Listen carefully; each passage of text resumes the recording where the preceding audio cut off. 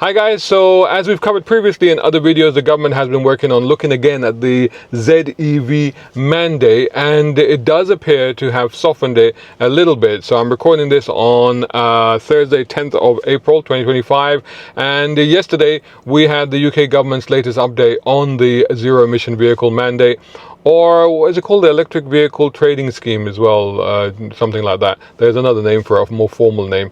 And of course, they haven't actually scrapped it. Nobody was actually expecting them to scrap it, but they have kind of softened it a little bit.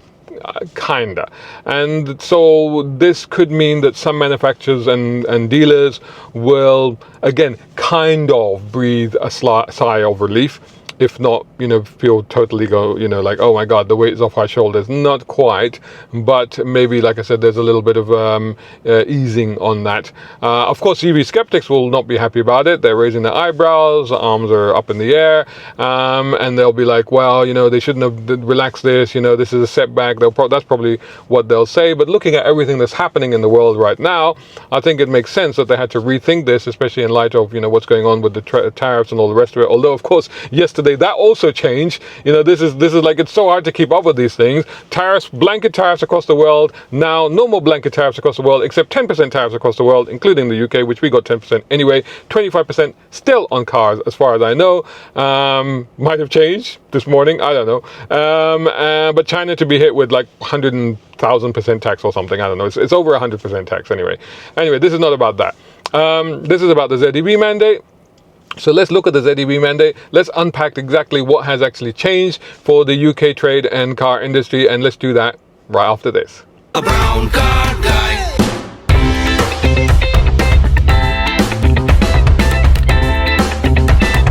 Brown car guy. Right, so just in case for those that were not quite aware of what it is, the ZEV mandate that was actually introduced last year requires a certain percentage of sales from every manufacturer to be EVs, zero emissions in other words. And that changes every year. So last year was 22% and this year is 28%. So last year we didn't hit the thing, although I think we got close.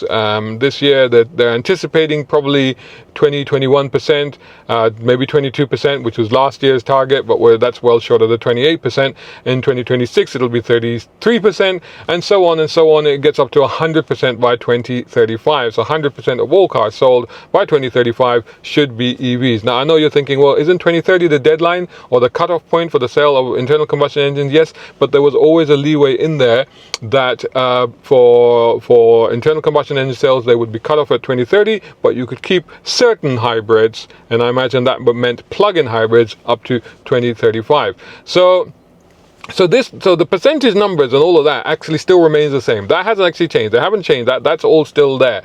So, and that's a key thing to remember. A lot of us thought that maybe they would change those targets. They would bring them down. They would ease them in the earlier years and increase them in the later years. But no, they're exactly the same. They have not changed. But there's some jiggery pokery under the bonnet where they have kind of changed them, even though they haven't actually change them. So you'll see what I mean. So what they've done is banking and borrowing of ZEV credits. So they always had this system where manufacturers could buy credits from each other. So I don't sell any EVs, but you do. Can I buy some credits off you, etc., etc.? And that used to happen. And then they could also trade against themselves. Now what they've done is that manufacturers can bank credits if they sell more EVs than required in a given year, or they can borrow credits against future years if they fall short this year. It's a bit like monopoly money, but with EVs, right? So that gives companies and dealers a little bit of breathing room. So you missed your target this year, you go, yeah, but I'll buy some credits from 2027, 2028, and now they've extended that up to 2029. So what they've done is they've extended that. So I think it was 2025, 2026. They've now extended that up to 2029, so they can do that. Also, there were fines. So if you didn't hit your target, you were going to hit with fines once you'd exhausted all of these other options, i.e. credits and all that, and buying and selling credits. And if you still sold cars that were above your allowance, then you were going to hit with a £15,000 fine. Well, they've reduced the £15,000 to £12,000 fine. Effectively, what that means, if you think about it, is if the manufacturer or trailer or dealer is hit with that fine, then they'll probably pass that on to the cost of the car. So ultimately, this means that the cost of the car for us would have gone up by 15K for an ICE car, above and beyond the ZEV mandate targets. But actually now it's not 15K, now it's 12K. This hasn't yet happened, but this is what they've, I mean, in the real world it hasn't happened, but but this is the fine, and they've reduced the fine from 15 to 12. Oh, by the way, for commercial vehicles, there was a fine of 18,000, which they've now reduced to 15,000. But you know, 15,000 and 12,000 pounds is still a big amount of money. And then the other thing, as I said, the hybrids.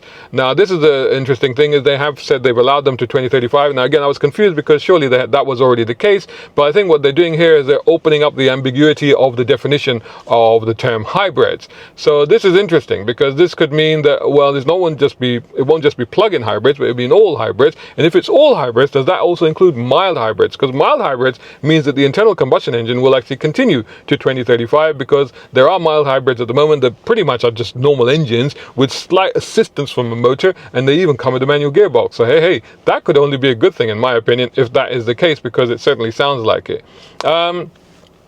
So why is all of this important to you, to me, to us? Well, especially for smaller car manufacturers, Suzuki, Mazda, Subaru, these people don't really have massive electric ranges, and they're really getting punished for not being able to do that. But this system will allow them to survive a little bit longer, buy more credits from their future sales, and help, because they know they all have cars coming, but they can't come quick enough for them. But they can say, all right, well, we got a car coming in 2026, 2027.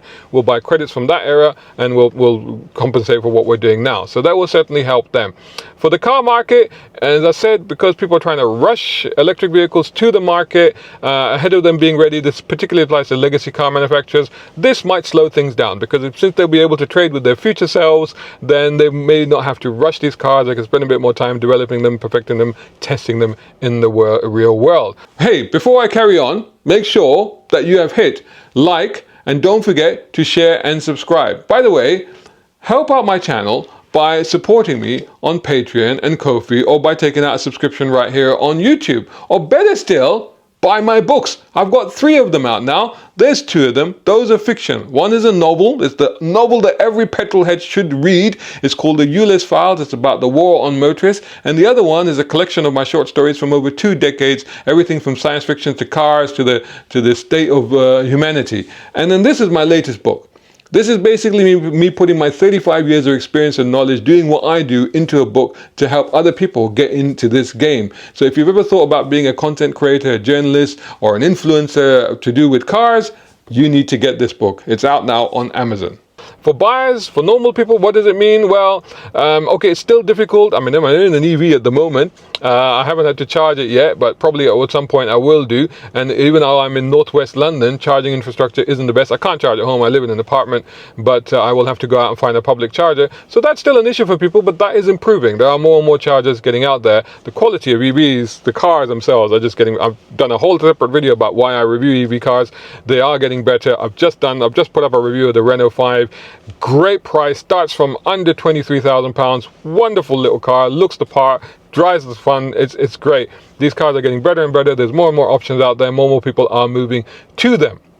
And so, but this means that actually they still will continue to have a little bit more choice, and that I think is important, you know, because the reality is for those people that aren't quite ready, like I can't really own an EV because I'd have to use public charging, and the cost of public charging is the same as putting fuel in a car, but actually takes more time. So for me, it doesn't make sense. But I always say for people who have the facility to charge at home or at work, it makes perfect sense, especially if they live in a big urban city. Then actually it could work out a lot cheaper for them, and it would make sense. So, but the choice should be there. The choice should be available for people, and this way that choice is being extended at least until 2035, it seems like.